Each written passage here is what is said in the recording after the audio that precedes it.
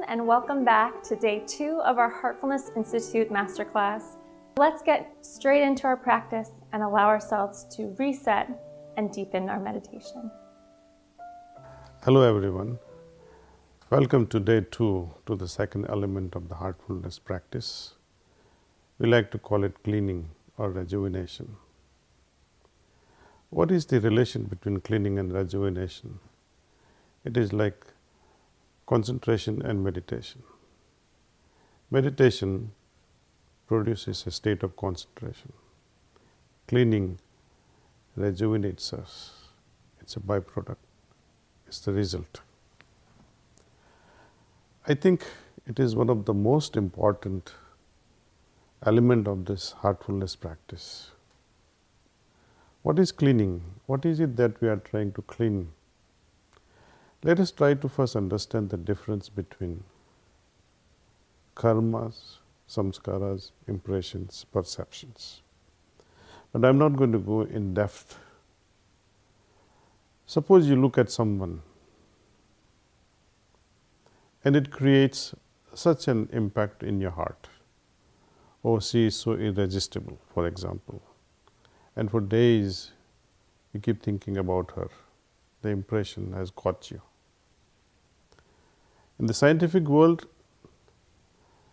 second law of Newton or first law of Newton, I am not an expert in the physics, but actions and reactions are equal and opposite in direction.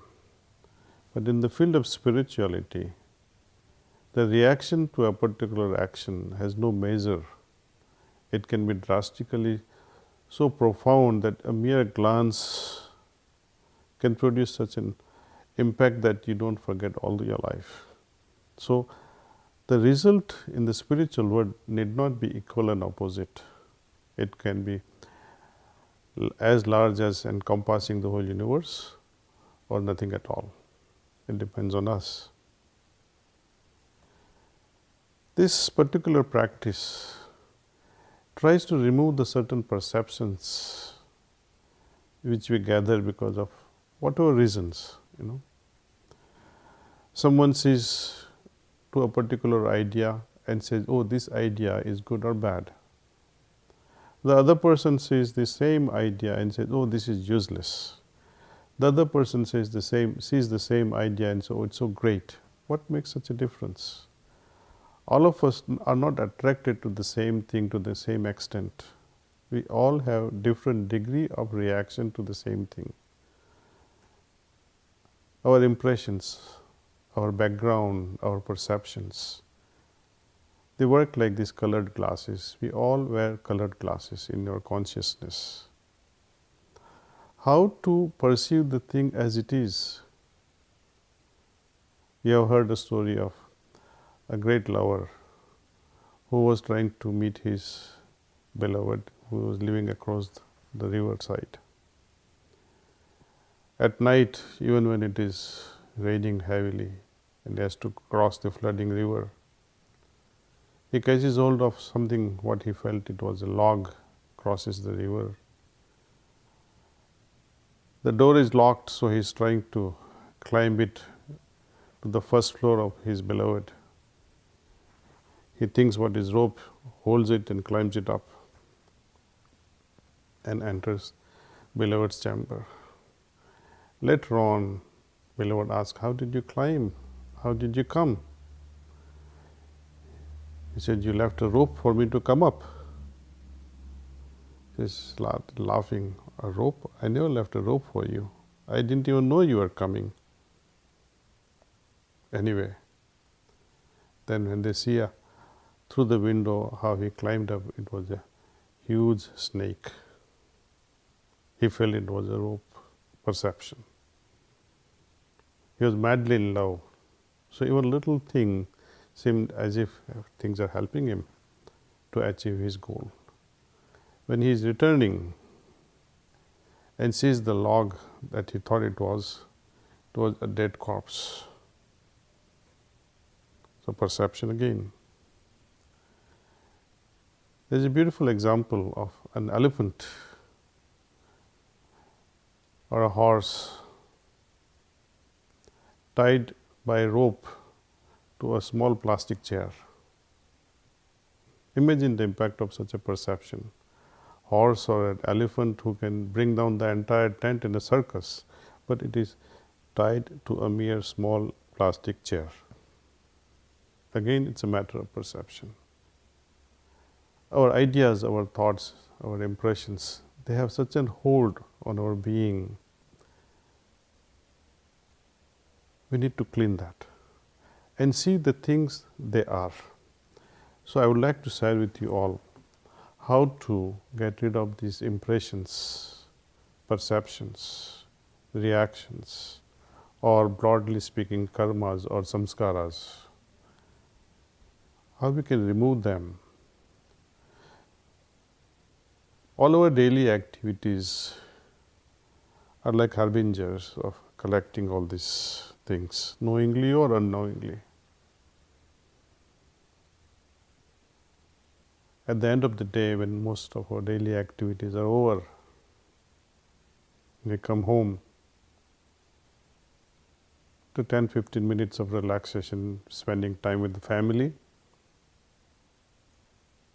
Sit down quietly in some nice cozy corner in your house and try and apply this particular technique. This whole technique is to bring about or bring out the inner abilities from us so that we see things as they are. We like to remain pure, we like to remain simpler. The complexities and impurities that we gather, or let's put it differently, the complexities and impurities that we have accumulated because of these daily activities which are unavoidable. We have a chance now, before these impressions or before these cognates get settled in the deeper level of my consciousness, I like to remove them. See, often we see when somebody says, do you know such and such a song? Then we try to find, we scan through our mind, we try to find the cognates of this song buried in our mind. If these cognates are found, that yes, the song is there, I know about this song, then you sound so wise or full of knowledge, oh, I know this song. But if these cognates are not found, then you say, oh, I don't know it, I remain ignorant about it. So we all carry a certain level of cognates which we recognize in our interactions. And these are these cognates which go on interfering our daily activities. Either we know or we don't. And complexities arising out of all these cognates, buried impressions, interfere with our judgments.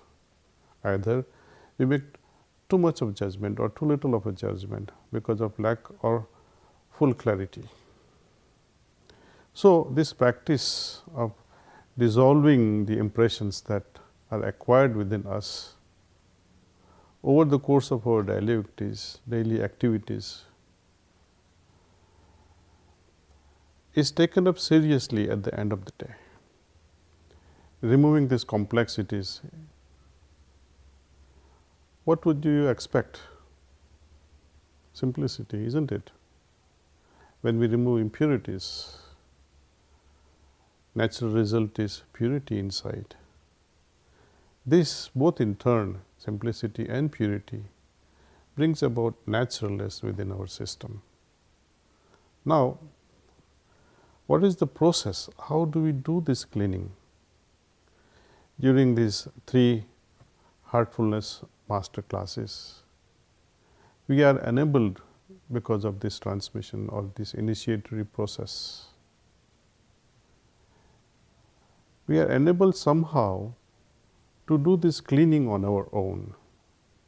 We are given enough of capacities and know-how or a technique so that we can remove these daily accumulations. our activities, our daily activities rather, create a lot of complexities and impurities. And they somehow color our consciousness. It impacts our heart and impacts our mind. Eventually, it affects our meditative consciousness. For example, these impressions can lead us to endlessly mull over repetitive thoughts. Imagine something that you have forgotten during daytime, or you did not complete it during daytime. It creates a certain level of impression, and it haunts your mind just before you go to sleep. So incomplete work, something that you did wrongly, also haunts us. So when we do this cleaning, these impressions are removed in such a way that not the memory is removed, but the impact of such a failure or success is removed.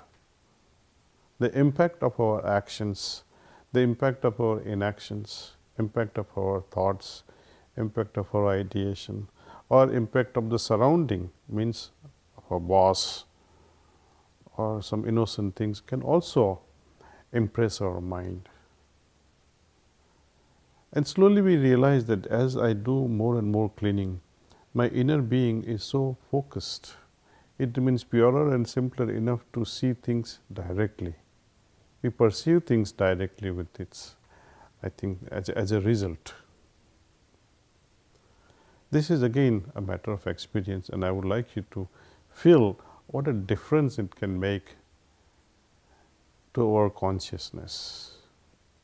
So today I would also demonstrate to you, actually walk you through this process of cleaning. Another way of understanding these impressions or samskaras or karmas or perceptions, can compare them with seeds. Seeds, something that would, under a particular environment, given a right environment, they get the opportunity to sprout. If these seeds sprout and take hold of our consciousness with a wilder manifestation of it, it's difficult to control their growth. It becomes a jungle. We like to organize our thoughts. We like to plan our things properly in such a way that a particular seed should grow in particular environment, particular place, like a master craftsman or a great gardener who would plant certain seeds in certain location at certain time, in such a way the beautiful garden can come. But if seeds are left alone to grow wherever, whenever, everywhere, then it becomes a jungle. Thoughts and ideas left uncontrolled, unregulated, unchannelized, uninspired, creates a jungle, a chaotic life. This process of cleaning helps us regulate all these things. Not only it removes certain impressions from our deeper levels of consciousness, or even mundane level of consciousness, it actually inspires us in choosing the right thing, making right decisions in life. This process has to be ideally done just after we come home. You know, I'm a retired pharmacist. I used to work 9 to 7, and by the time I came home, it was generally 8 p.m. So by 8:15, I would sit in my room and would use this excellent cleaning process. It would help me regain strength, it will rejuvenate myself, and it will calm me down further. And most importantly, I felt that if I had not done my cleaning, then I would be interacting with that frustrated mind, chaotic mind, spoiled consciousness to a certain extent with the family members. Imagine you come with certain irritated state, and interact with family members. Wouldn't it be beautiful if I can get rid of this through a simple process of cleaning? Today we will be doing this cleaning only for about 10 minutes or so. But later on in your day-to-day life, I would wish that you would do this cleaning for at least 20 minutes to see the immediate results. If you have more time, extend it up to 30 minutes, but I would not recommend this cleaning process to be done more than 30 minutes at a time. So, let's begin. Let's do this cleaning. This is how we do it. Just like meditation, we close our eyes very gently.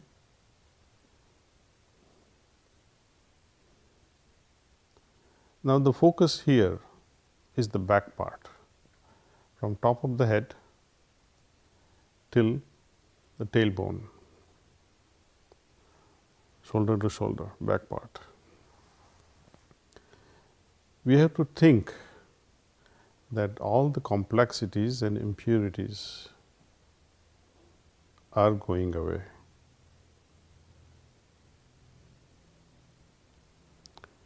This is a kind of sankalpa that this is happening. Complexities and impurities are going away. From where? From this back side. From top of the head till the tailbone. Imagine that and think that they are going from that back side. And how? Think that they are going in the form of smoke. So, let us rethink this process. What we are doing, we are simply making a sankalpa or a suggestion that all complexities and impurities are going away from my backside in the form of smoke.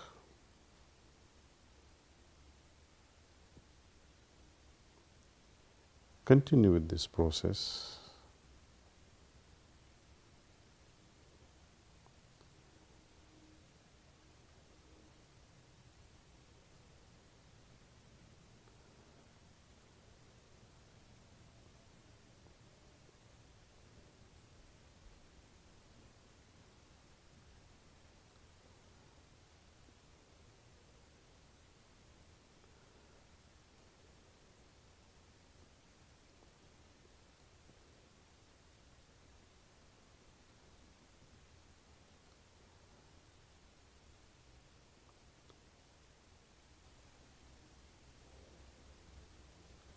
If you are settled with this much,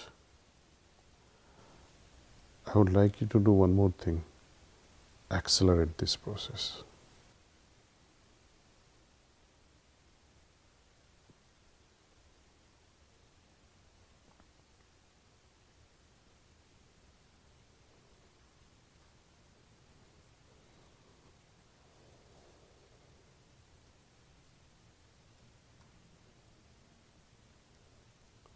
Now, gently add next element to this cleaning process. Imagine the light is descending from above. It is entering from the front side of your system and passing through the entire system, entire body, going out from the back side now, helping us remove these complexities and impurities.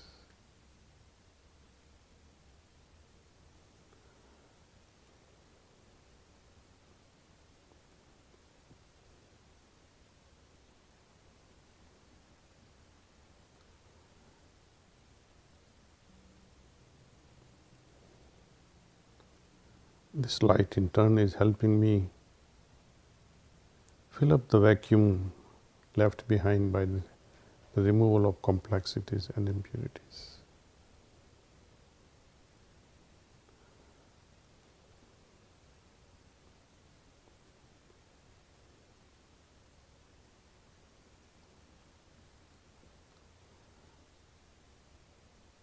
At the end of this cleaning, generally we make a firm suggestion that yes, all the complexities and impurities are now removed, and that I feel lot simpler and purer.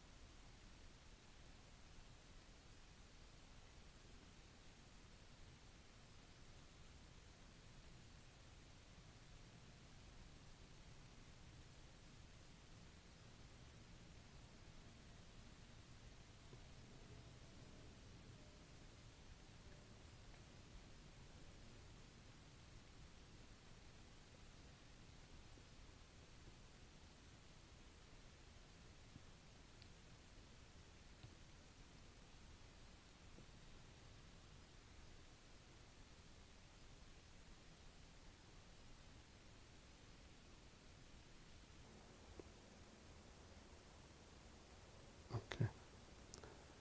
Now that cleaning is done, I would like you all to write your observation. How do you feel after cleaning? How this experience differs from meditation? I would like you to pay your attention to it. Pay attention like a scientist would to see the difference in process and its results. Today, when we finish this 10 minutes of cleaning, I would like you to meditate the way we meditated yesterday. Those of you who are joining us today, who could not attend the first master class on meditation, please revisit. It's available. But just to give you a quick learning on how to meditate, just simply close your eyes and think that the source of light is already present in my heart and it's pulling my attention inward. I'll be transmitting to you today again. Please sit like this for about another 15 minutes or 20 minutes, the end of which I'll say that's all.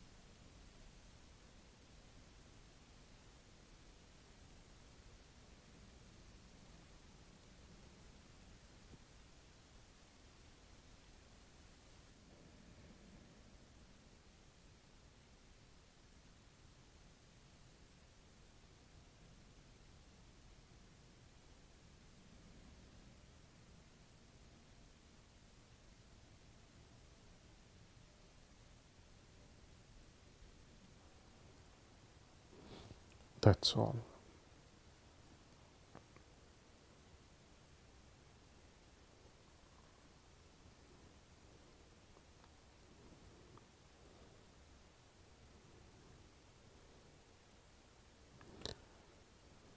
Let's make a note of what we felt. Let's write our observation.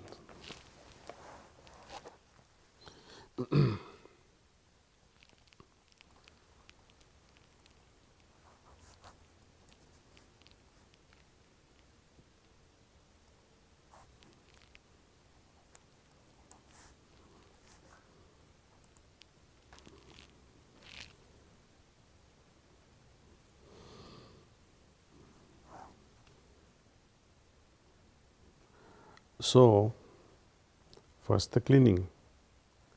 When we try to remove impressions, we must not think about what we are trying to clean or get rid of. It is like vacuuming. When we vacuum a room, we don't specifically say, oh, I am going to remove this dirt or this piece of paper or this colorful paper. No. In one go, we remove whatever comes our way. Paying attention to particular thing that you intend to remove, actually you will reinforce that particular impression. So, don't. We need to make observation at every step, like a scientist would. Especially this aspect of what is my inner state before I begin either meditation or cleaning, and what is my state after comparison. The overall aim with cleaning is to foster our inner connection with the heart. The connection that was established during morning meditation, we have to re-strengthen it somehow, because that connection was made weaker because of these complexities and impurities. Now we are strengthening it by removing them. When we start our day with morning meditation, and by the time we reach the sunset and evening is there, we have collected so much which needs to be removed through this evening cleaning process. This in turn makes our meditation easier. So in a way, both are supporting each other. When I meditate, I gather strength. It is like, you have a powerful Ferrari, but it is stuck in mud. What would you do? Powerful engine, but useless.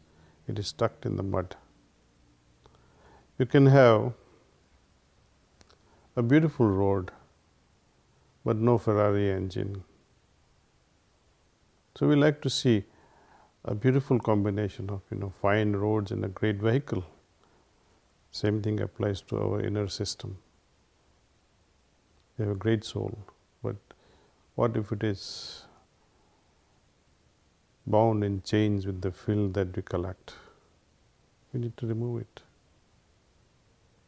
So that is the importance of removing complexities and impurities.